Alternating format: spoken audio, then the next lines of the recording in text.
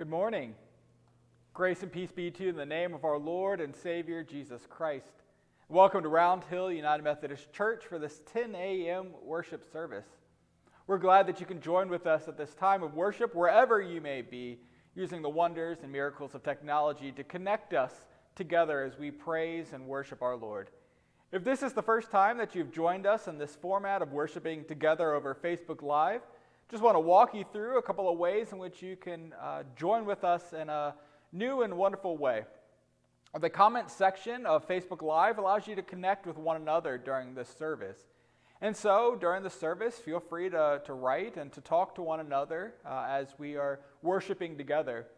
In particular, this will be helpful later in the service, in moments that we lift up where we have seen God at work in our lives, moments that we call glory sightings. And also to be helpful later in the service where we lift up our prayers, our concerns and our joys before God. And so you can write those prayer concerns later in the service, and we can share them all with one another as we pray to God. You'll also see that there's a heart and a thumbs up button. These are love and like buttons, and these can be a way of saying amen or hallelujah or just showing your praise or gratitude to God during the service. And so whether it's a scripture reading or a song or something during the sermon that just moves you or stirs you, that you can use those buttons and you'll see them float across your screen, and it's a wonderful time of just praising God and using the technology that we have to do such.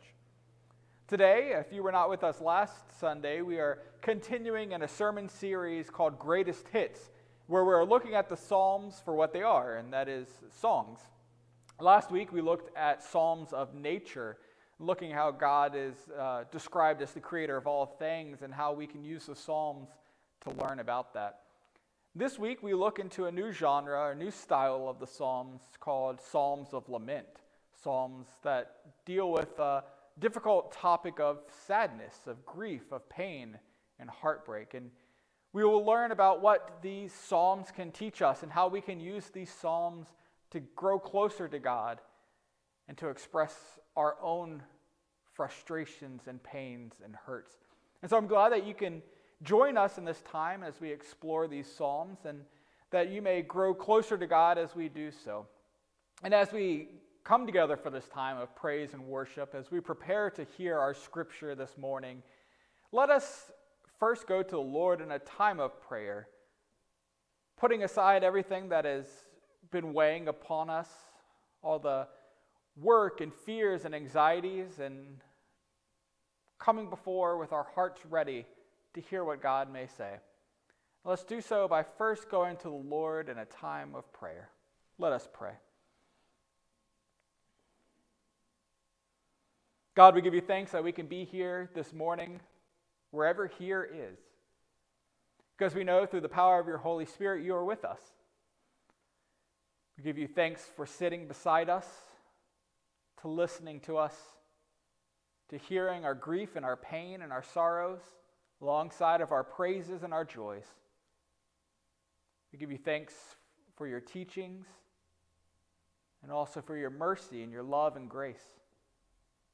Help us to hear all of it as your scripture is read and expounded upon, as we sing of your songs, as we pray together as your body. Help us to experience you in a powerful and holy way this morning. And this we pray in the name of your Son, Jesus Christ our Lord. Amen. As we continue to prepare our hearts and our souls and our minds for this moment and time of praise, I invite us to do so by lifting up our voices in our first song this morning. You can do so either by singing along with the words that will be on the screen, or you can take it as a time of reflection as you hear our praise band and as they are singing along our first song, Chain Breaker, for us. And so I invite you to, again, either sing or take this time to prepare your hearts for this joy and the message that we have of praising God wherever we may be. Let us sing.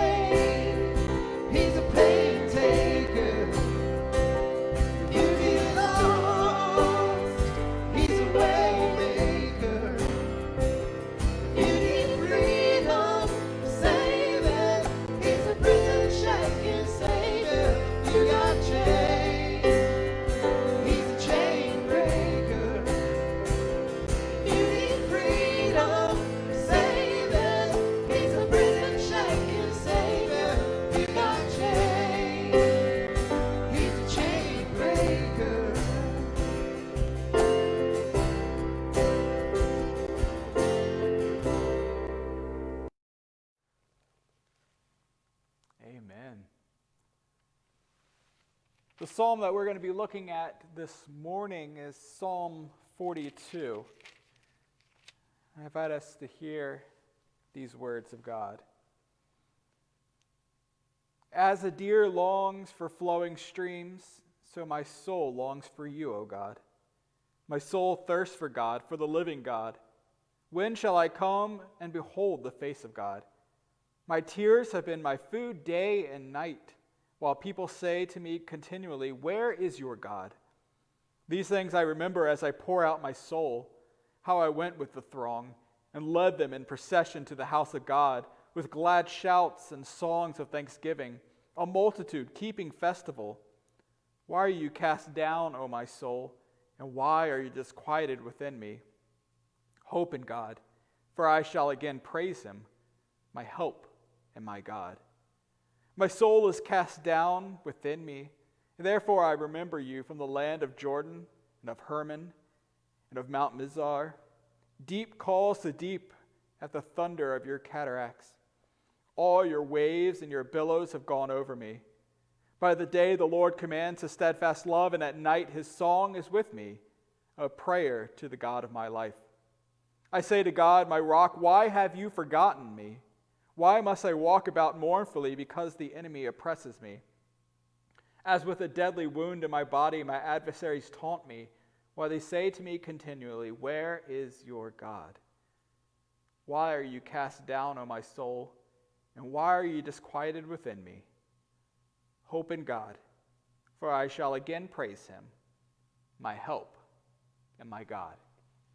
The word of God for us, the people of God. Thanks be to God. Will you join me in a word of prayer? May the words of my mouth and the meditation of all of our hearts be acceptable in thy sight, O Lord, our strength and our Redeemer. Amen. Last week, if you weren't with us, as I mentioned, we looked at the Psalms and began this sermon series discussing the Psalms for what they are, songs. And as we began to hear the Psalms as songs, we did with a certain genre. We looked at this first style of Psalms of nature. And as we learned about the Psalms of nature, we heard the power that they had, the power that these songs had to take us in our minds to places all around the world to experience God's creation. The power that these songs had to dive deeper than just our minds, but into our very existence, into our souls, into our hearts, to stir within us something and to help us to think deeply about the world around us, who it was that created it, and our role in it. But as we turn on the radio, and as we listen to many of the songs on the radio today, what we will quickly notice is that there are many more styles of songs than simply songs about nature. As you turn the dial, you will find that there are love songs and songs of joy. There are some pretty angry songs out there, some even vengeful songs. We'll talk about these styles of songs in future weeks. But as you're listening, you'll probably notice, if you're paying attention, one style of song, one topic that is addressed so frequently in many of the songs that we hear. And that is the topic of sadness. I mean, after all, there is a whole style of music called the blues. But sadness is not relegated only to this style called the blues, but can be found throughout almost all of the genres of music that we may listen to. As we look at the Psalms this morning, these wonderful inspirational writings, these songs written by David and the other psalmists, we may be surprised to find that 1/4 to 1/3 of the 150 psalms that we have can be classified as these psalms of lament. That is, sad songs or the blues. Now, often when we read the Psalms, we read them for inspiration, for uplifting. We might even have some certain verses that we love from particular Psalms that may be on our office, in our offices for decor or part of our home decor that lift us up as we read them.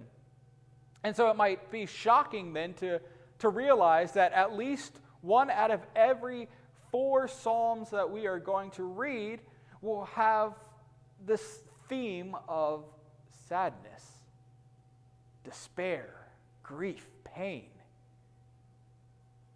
And it even is more shocking when we remember that the Psalms themselves are songs. They are, in essence, the ancient Israelites' hymns that they would be singing.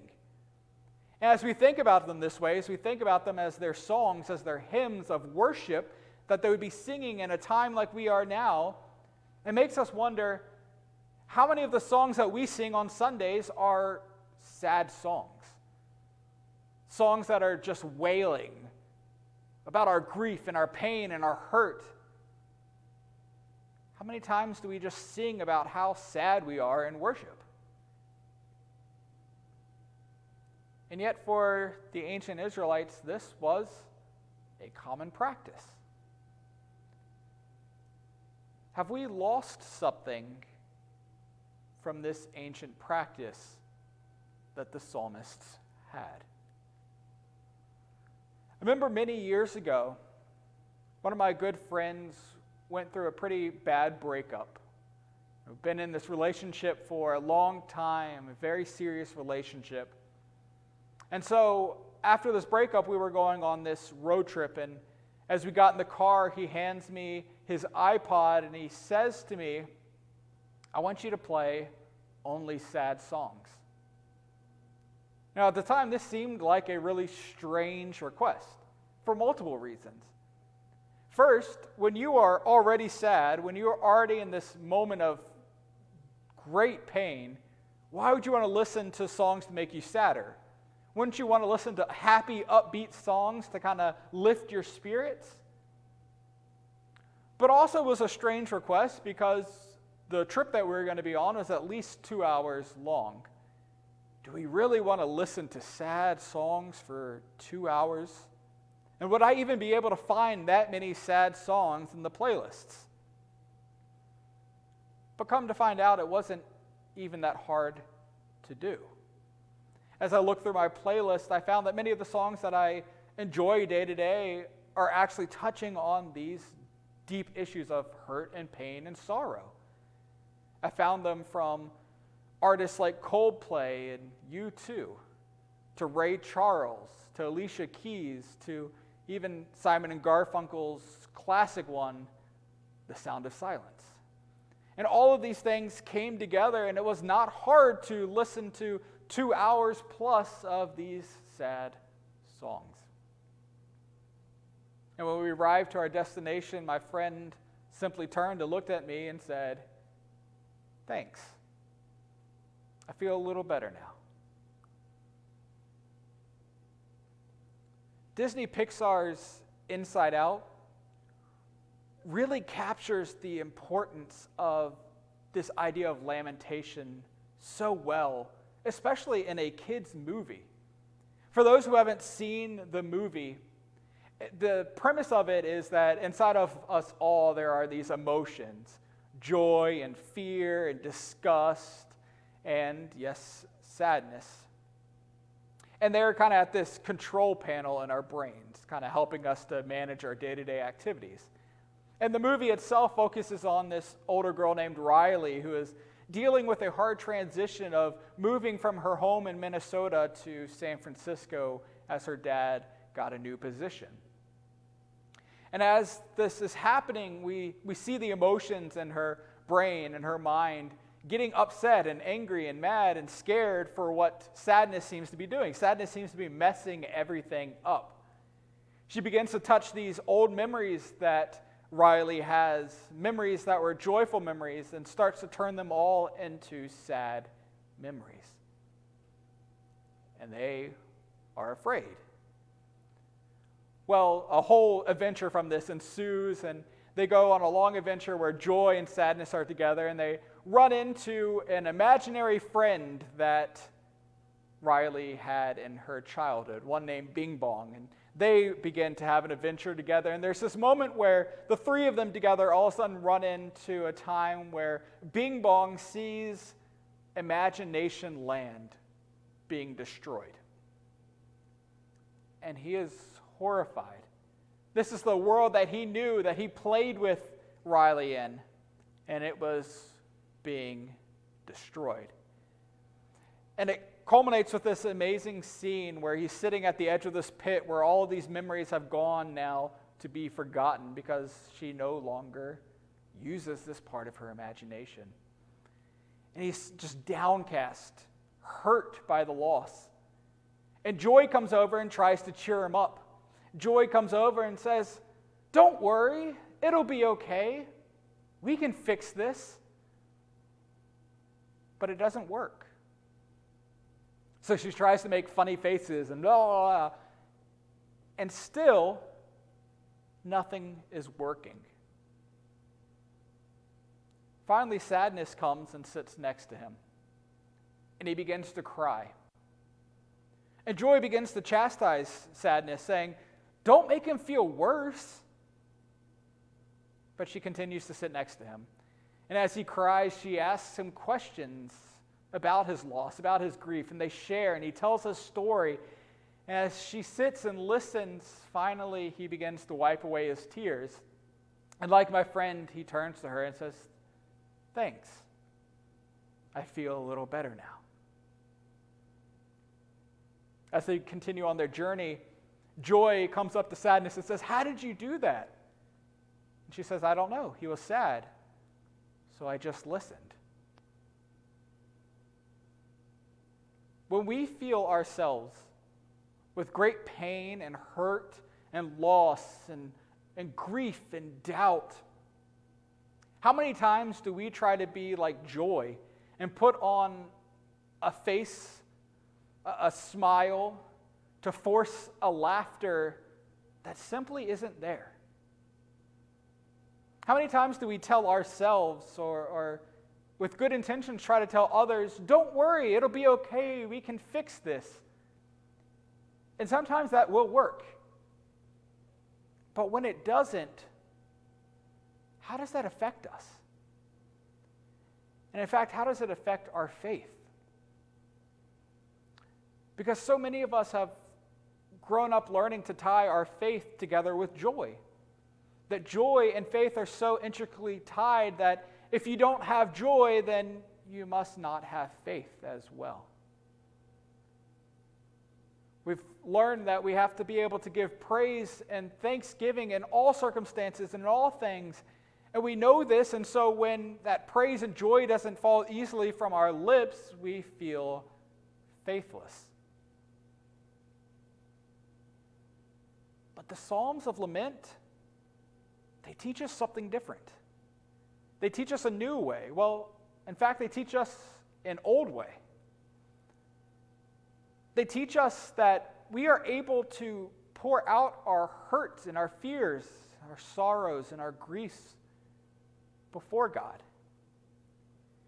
And that like Sadness, God is able to sit there and listen, to hear them, and to be with us. We see in the Gospels themselves a God through Jesus Christ who even weeps himself. And Jesus' weeping in this story is not a weeping for his own pain or hurt, but a weeping because he sees his good friends in the grief and pain and loss that they have experienced through the loss of their brother. And he feels their pain. See, grief and hurt and pain is not something that is lost upon God. And these Psalms of Lament show us that we are able to pour that out before God because God is able to understand and hear them. Psalm 42, as we read it, shows some of these most powerful words that we can pour out before God. "My tears have been my food day and night. Why are you cast down, O my soul? And why are you disquieted within me? We hear it in many of these other Psalms of lamentation, even another one that Jesus quotes himself as he is crucified on the cross. My God, why have you forsaken me?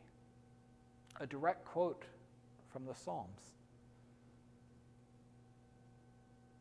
The Psalms allow us to express the very hurt, the pain, the grief, even the doubt that we have, and express them towards God.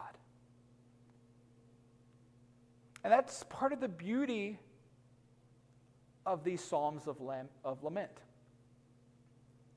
is that as we express these things, as we express the very things that we feel, the very things inside of us, we are also expressing a trust and a hope in God. By simply pouring them out before God, we are expressing our trust in God who hears them. We are allowing God to be our confidant, our rock, our listening ear. The Psalms recognize this important fact. Here in Psalm 42, right after they cry out, "Why are you disquieted within me?" they proclaim hope in God, for I shall praise him, my help and my God. It is by pouring out the very things inside of us, the very hurts and fears and even doubts that we have, that we are able to put trust in God. God knows how we feel, and yet our ability to share it with God is what makes that even stronger. Because when we pour that out before God, we are pouring out ourselves to God. What the Psalms of Lament show us is that there's nothing that God cannot handle from us. That there's nothing off limits for us to express. That these are, in fact, things that we feel. And so instead of holding them inside and trying to turn them into something as we feel that we should say, we simply say them to God. This is how I am feeling. And God is able to simply listen. And as God listens, we may be able to say, I feel a little better. I feel a little better. It's by not trying to put on this false face, this joy that we want to have. We want to have this joy, and this joy is good, and thanksgiving is good, and this is certainly part of who we should be as Christians, of giving thanks and joy. But it's by not trying to put on this false joy and false thanksgiving when we can't muster it up, but by simply saying, where are you, God? Why is my soul disquieted? Why are my oppressors taunting me? God, I am hurting. It's by pouring that very soul of ours out that we are able to say, God, I trust you. This week, as we look at these Psalms of Lament, as we continue our challenge of looking at one a day, I invite us not to simply skim past them, not to hear them just for the beauty that they are, not to try to spin them and to make them sound more perfect or better than the words that are really there. But instead, I invite us to listen deeply for what our heart and our soul is wrestling with as we read these Psalms. What emotions bubble up as we read them? And instead of trying to put a good face on these emotions that bubble up, I invite you to simply pour out those emotions before God, knowing that God already knows them, and it is in our fact that by pouring them out to God that we are trusting in God. Allow God to be that shoulder for you, that confidant. And allow God to help you feel a little better. Amen. This time, as we continue in giving thanks to God, I invite us to sing our next song. Again, you can use the words on your screen to sing along, or you can use it as a time of reflection, remembering that songs are the very nature of what these psalms are. And so we can imagine as we sing, these are like singing the psalms themselves. And so I invite you at this time to sing along our next song, All Who Are Thirsty. Let us sing.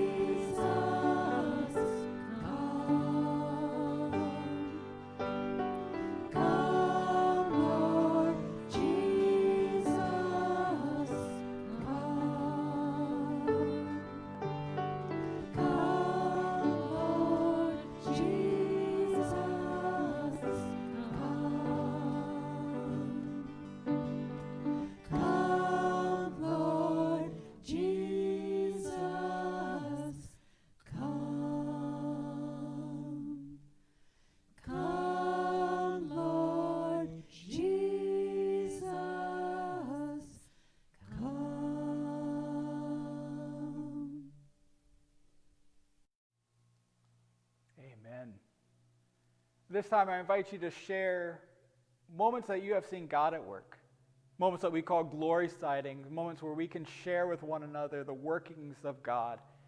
I have the ability to see what you're writing in the comment section. There will be a delay, so if you see me looking at the screen, there's a little bit of a lag, so I'll be watching for these comments as they come in. But I invite you to send in these wonderful moments that you have seen God at work. And you can also send in any prayer requests, joys, or concerns that you would like as well. I see praise for Scott's son, who keeps a 94-year-old mother engaged daily with texts about sports.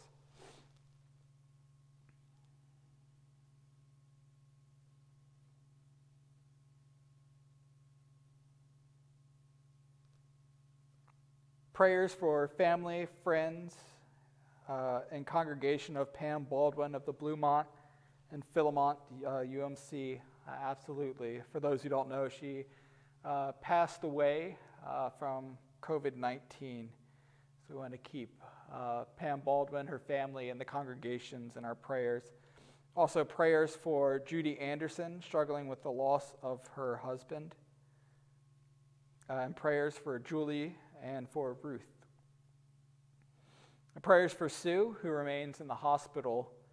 And prayers for those who continue to that continue to heal her. Praise for the glorious morning and for the message. Amen. Prayers for the Caudill family who laid their son to rest yesterday. May God wrap his healing arms around them. Amen. Praise for a peaceful transfer of power last Wednesday. Amen.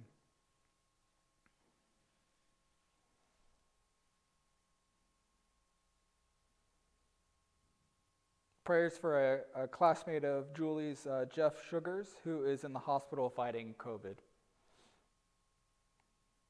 And prayers for friends and family of Sharon Hill, who passed away this week. She was a sister in Stephen ministry. So we pray for that family and friends.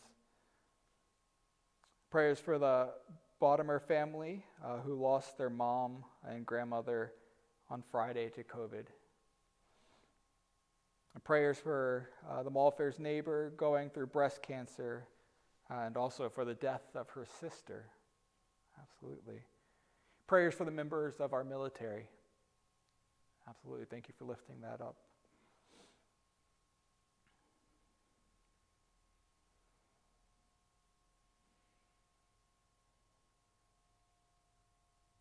Again, prayers for Julie and for Ruth. Prayers for another neighbor whose mother passed away from COVID. Prayers for all of our shut-ins.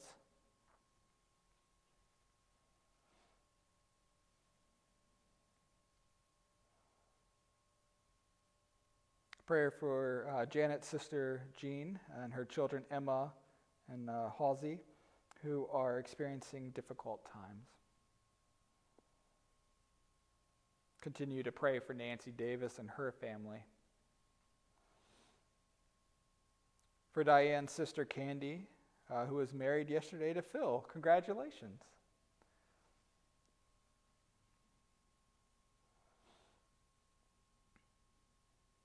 Praise for science and the ability to have so many vaccines available to the Loudoun County teachers.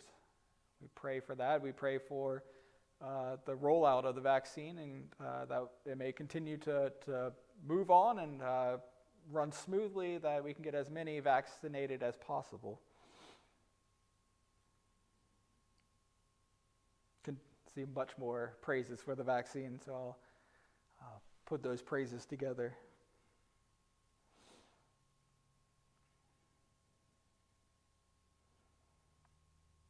Any other joys or concerns that we might have?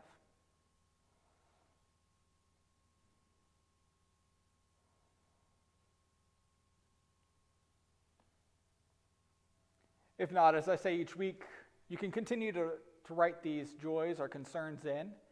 Others will be able to see it, and even if I'm not able to say them out loud, we will know that they are part of our prayers lifted up.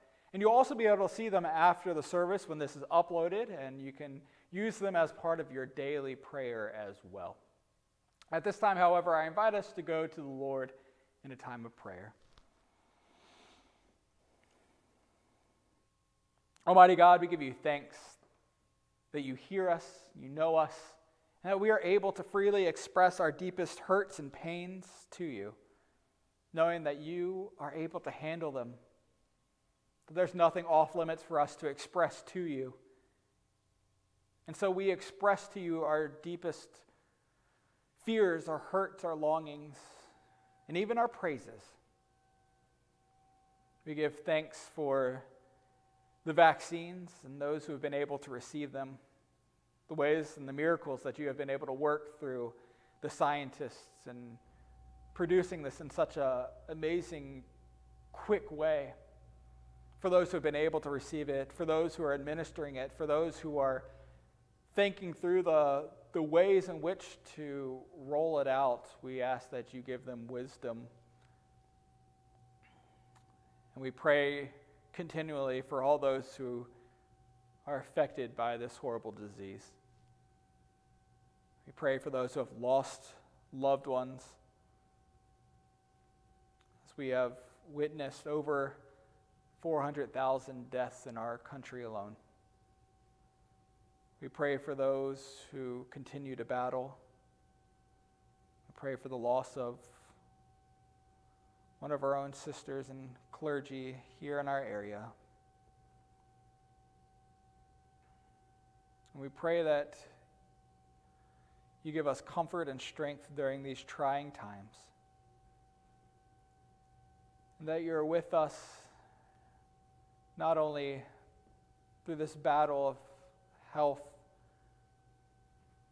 but through all that ails us. The trying times of economic crisis, political divide, of racial divide, and that you give us strength and wisdom and peace and justice in it.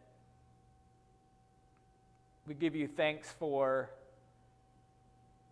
the peaceful transition of power that we saw last week. And we pray for our leaders at all levels, from the president down to our town. And we ask that you help to guide them all with wisdom.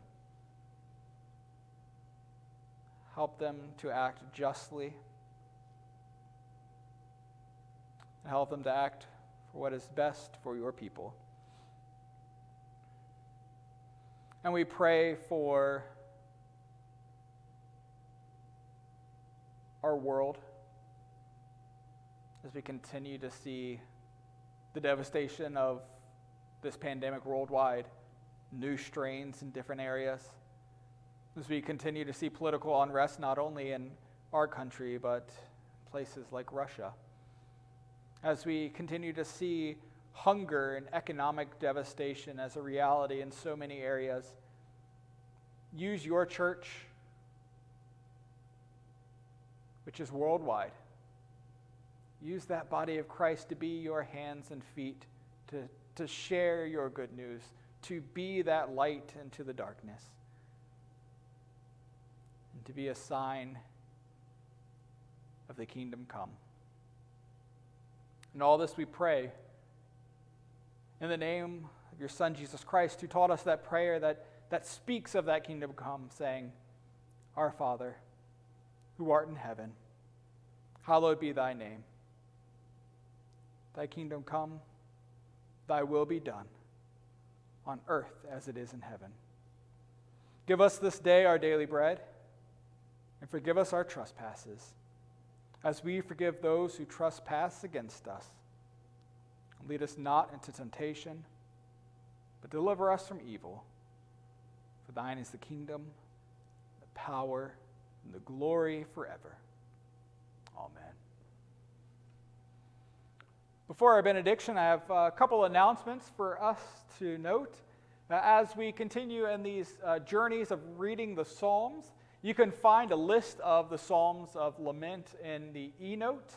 If you are not receiving the e-note, you can find that by reaching out to office@roundhillumc.org. But I can also share with you today that those Psalms are 42, like we read this morning, 6, 13, 22, 71, 130, and 142. Again, you can find that in your e-note. You'll find it on Facebook throughout the week, and it'll be an opportunity for you to pray these Psalms of Lament this week. Also, a reminder of just the wonderful education opportunities that we have.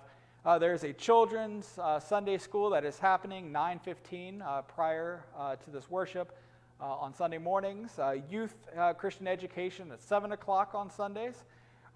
Women of the Word, 7 p.m. on Wednesdays. 9 a.m.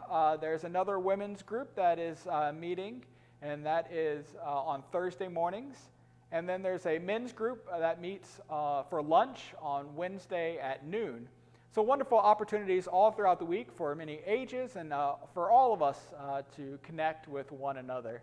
And if you're interested in any of these groups, again, the eNote is a great place to check out the links for where they can be found. Finally, I invite you to continue to support the endeavors of this church through your gifts and through your giving. You can do that in multiple ways. You can either write a check and send it in to our mail, through the mail, and we are able to receive those checks. Or you can go online, roundhillumc.org, and there's a giving button that you can either set up a one-time payment or you can set up a reoccurring payment, however you would like. And we appreciate and we really value the support that we have been able to continue this ministry even during these trying times. And so we thank you for your continued support. With that being said, I invite you to hear these words. That whatever you are feeling this morning, whether it is joy or whether it is grief and pain and hurt, you are able to take that to the Lord. Because by the very act of taking it to the Lord, you are putting trust in Him. So go and share with the Lord what it is that is in your heart this morning. And feel the comfort of a God who listens and who is with us. In the name of the Father, the Son, and the Holy Spirit. Amen.